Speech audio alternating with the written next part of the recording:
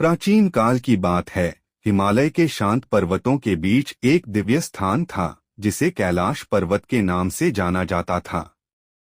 यह स्थान अत्यंत पवित्र और अद्भुत था, जहां स्वयं भगवान शिव और देवी पार्वती निवास करते थे। यहाँ का वातावरण शुद्ध और दिव्य था, जहां हर ओर एक विशेष ऊर्जा का अनुभव होता था। कैलाश के शिखरों पर हमेशा बर्फ जमी रहती थी और यहाँ का वातावरण हमेशा ठंडा और शांतिपूर्ण होता था। भगवान शिव को त्रिदेवों में से एक माना जाता है, जो सृजन, पालन और संहार के देवता हैं। उनका रूप अत्यंत गंभीर, साधारण और ध्यान में लीन रहने वाला होता है। उनकी जटाओं में गंगा नदी विराजती है और उनके मस्तक पर तीसरा नेत्र सुशोभित है। उनके गले में नागों की माला है और शरीर पर भस्म रमाया हुआ है। वे वृषभ, बैल के वाहन पर सवार रहते हैं और उनके एक हाथ में त्रिशूल तथा दूसरे हाथ में डमरू होता है। शिव के इस स्वरूप में संसार की समस्त शक्तियों का समावेश होता है। इस दिव्य कहानी की शुरुआत होती है उस समय से जब देवता और असुर दोनों अपनी अपनी शक्तियों का प्रयोग करके अमृत प्राप्त करना चाहते थे। अमृत की प्राप्ति के लिए समुद्र मंथन किया जा रहा था।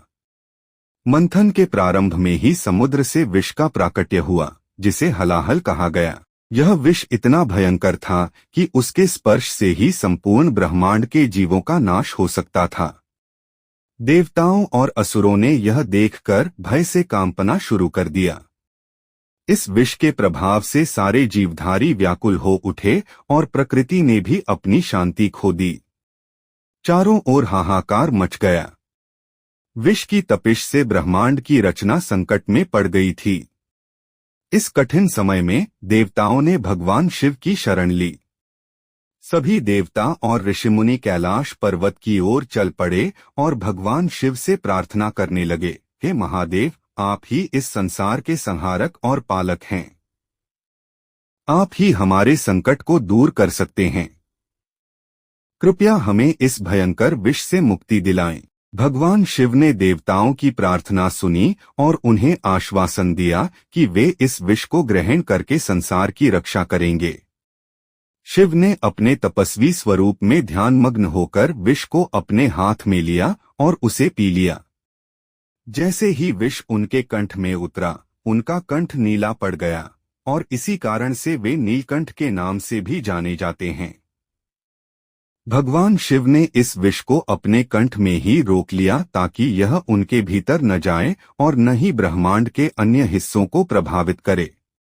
उनके इस महान त्याग से संसार बच गया और चारों ओर एक बार फिर से शांति स्थापित हो गई। शिव की इस अद्वितीय करुणा और साहस ने समस्त प्राणियों के जीवन को बचाया और उनके प्रति समर्पण की भावना को और भी गहरा कर दिया।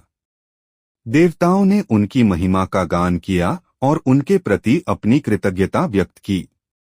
सभी ने मिलकर शिव की आराधना की और उन्हें महाकाल के रूप में स्वीकार किया, जो समय और मृत्यु के पार भी हैं। समय बीतता गया और भगवान शिव के अनेक और चमत्कार भी इस संसार में घटित हुए। एक और कथा के अनुसार शिव ने संसार को विनाश से बचाने के लिए अपने तीसरे नेत्र को खोला था। यह घटना तब हुई जब देवी सती के पिता दक्ष ने शिव का अपमान किया था। दक्ष ने शिव को अपने यज्ञ में निमंत्रण नहीं दिया था, जिससे देवी सती बहुत आहत हुई।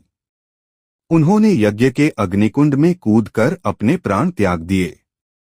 जब भगवान शिव को इस बात का पता चला तो वे क्रोध से भर गए और उनके तीसरे नेत्र से अग्नि का प्राकट्य हुआ, जिसने पूरे यज्ञ को भस्म कर दिया। इस घटना ने सभी को यह सिखाया कि भगवान शिव के क्रोध का परिणाम कितना भयंकर हो सकता है और उनके सम्मान की रक्षा के लिए सभी को सतर्क रहना चाहिए। शिव की महिमा केवल उनके क्रोध में ही नहीं, बल्कि उनके प्रेम और करुणा में भी दिखाई देती है। एक बार की बात है जब भगवान शिव ने अपने भक्त की रक्षा के लिए स्वयं को जलाने का निश्चय किया था। उनके एक प्रिय भक्त मृकंडू ऋषि का पुत्र मार्कंडेय मृत्यु के भय से भगवान शिव की शरण में गया। मार्कंडेय की मृत्यु का समय निकट था और यमराज उसे लेने आए थे। लेकिन मार्कंडेय भगवान शिव की शिवलिंग के समक्ष लिपट गया और उनकी प्रार्थना करने लगा। भगवान शिव ने उसकी प्रार्थना से प्रसन्न होकर यमराज को वहां रोक दिया और अपने भक्त की आयु बढ़ा दी। इस प्रकार शिव ने एक बार फिर से अपने भक्तों की रक्षा की और उनके प्रति अपनी असीम करुणा का प्रमाण दिया। भगवान शिव और मां पार्वती का प्रेम भी अत्यंत प्रेरणादायक है।